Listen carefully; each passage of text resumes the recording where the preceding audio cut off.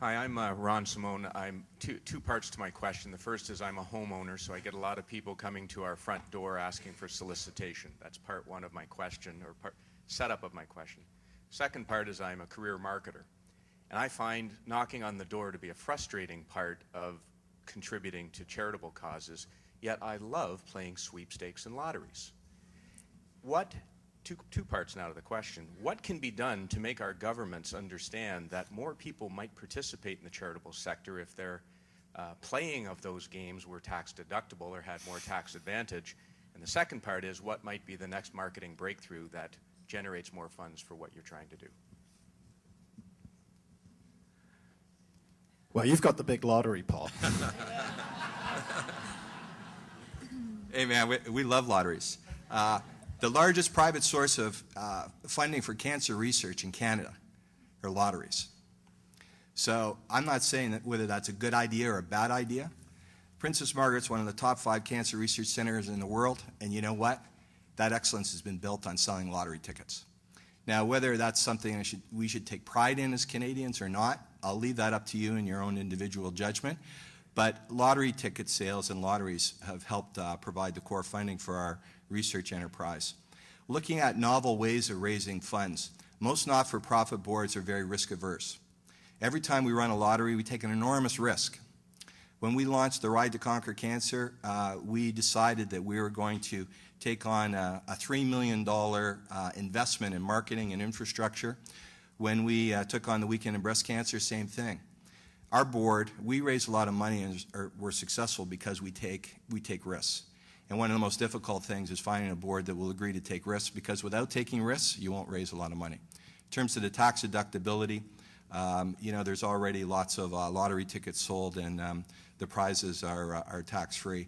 But Ron, we need people like you in the not-for-profit sector who have really great marketing ideas. Then we need boards who will do the due diligence and take the risk. Great. Good morning. First off, Victoria Foley, founder of Canadian Greatness and a new not-for-profit organization coming nationally. So my question to this experienced panel of expertise is, what recommendations do you have on unprecedented initiatives when you talk about board of directors and risk managing and taking risks to be able to introduce and do the fundraising to gain the corporate support?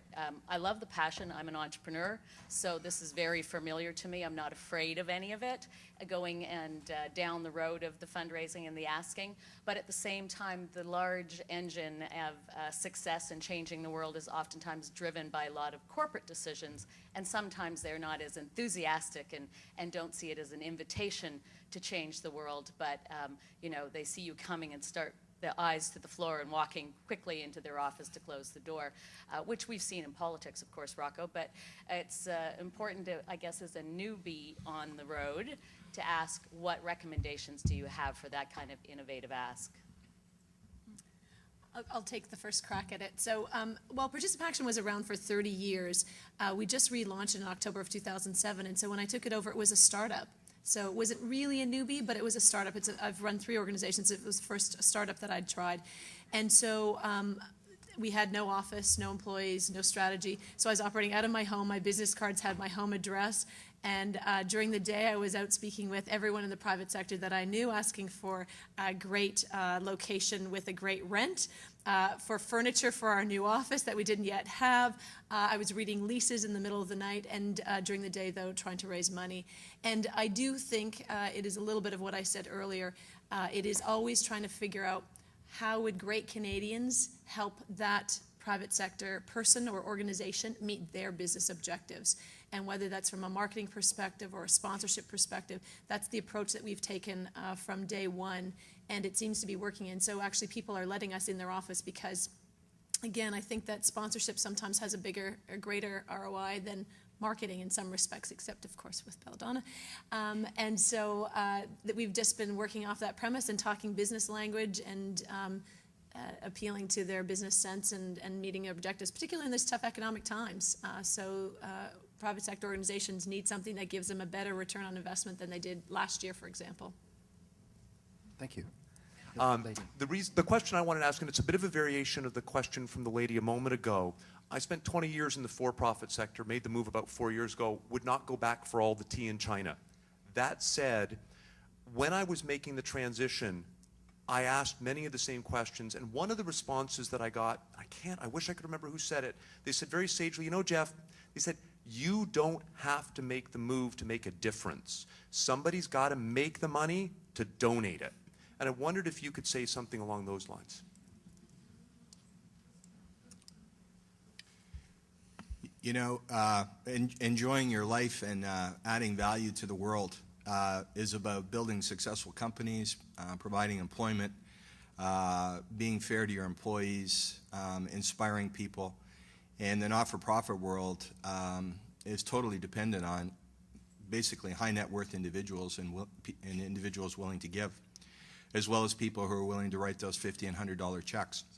So, you know, finding great fulfillment in life through the not-for-profit sector, that's not the message I don't think any of us want to send.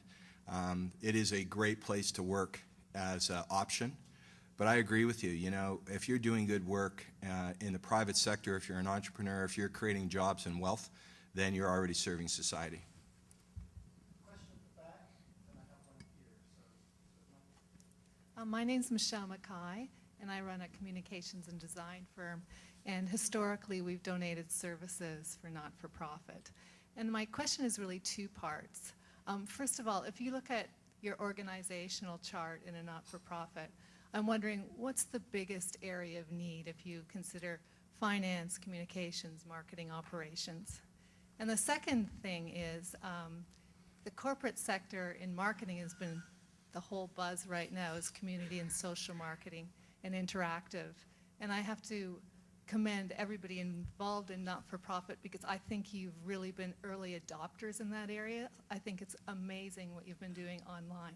And I just wanted a comment on that whole area and the future of community and social marketing online.